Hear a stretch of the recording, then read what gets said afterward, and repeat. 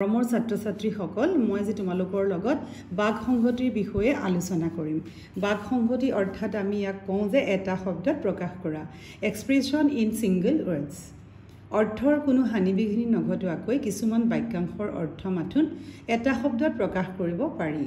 তাকে বাক সংহতি বা কথা সংক্ষেপকৰণ বোলা হয়। তলত কেইটামান উদাহৰণ দিয়া হ'ল, তোমালোকে চাই ল'বা।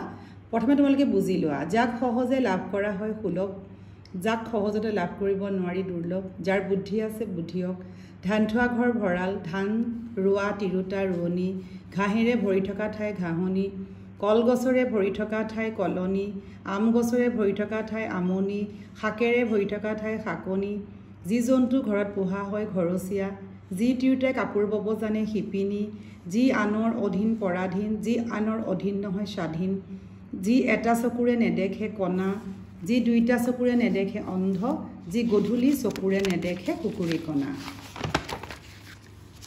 যাৰ বৰণ সোণৰ দৰে সোণালী, খাবলৈ অনা কলৰ পুলি পচলা, যি ঈশ্বৰক বিশ্বাস কৰে আস্তিক, যি ঈশ্বৰক বিশ্বাস নকৰে নাস্তিক, আনৰ দুখ দেখা স্বভাৱ অসূয়া, যাৰ আশ্ৰয় নাই নিৰাশ্ৰয়, গৰু বন্ধা ঘৰ গোহালি, ঘোঁৰা ৰখা ঠাই আস্তাবল, যি নিশা চৰে নিশাচৰ, একে সময়তে হোৱা সমসাময়িক, যাৰ হাত আঁঠুলৈকে পৰা অজানুলম্বিত, যাক মূল্য দি কিনিব নোৱাৰি অমূল্য, যাক কল্পনা কৰিব নোৱাৰি অকল্পনীয়, যি আনফালে মন দিয়ে অন্যমনস্ক, যি নিয়মমতে খৰচ কৰে মিতব্যয়ী, যি আনৰ কাৰণেহে চিন্তা কৰে স্বাৰ্থপৰ, যি কথা বিশ্বাস কৰিব নোৱাৰি অবিশ্বাস্য, যাৰ সীমা নাই অসীম, বাটেদি যোৱা মানুহ বাটৰুৱা, যি ভিক্ষা কৰি খায় ভিক্ষাৰী, যি মাগি খায় মগনীয়া।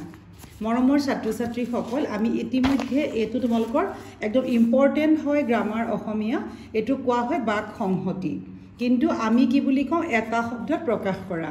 পিছলৈ তোমালোকক মই আৰু যিমান আছে দিম, তোমালোকে মুঠ কনচেপ্টটো যে এইটো মানে কি সেইখিনি কথা বুজিবা। আৰু ইয়াত যিকেইটা কৰি দিয়া আছে গোটেইকেইটাই বহুত ইম্পৰ্টেণ্ট হয়।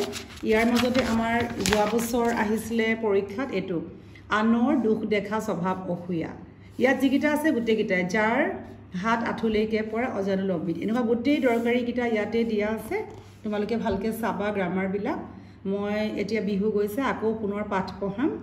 আৰু তোমালোকে নতুনকৈ অহাসকলে ভিডিঅ'টো ছাবস্ক্ৰাইব কৰিবা আৰু লাইক কৰিবা আৰু তোমালোকে কমেণ্ট কৰিব নাপাহৰিবা। ধন্যবাদ।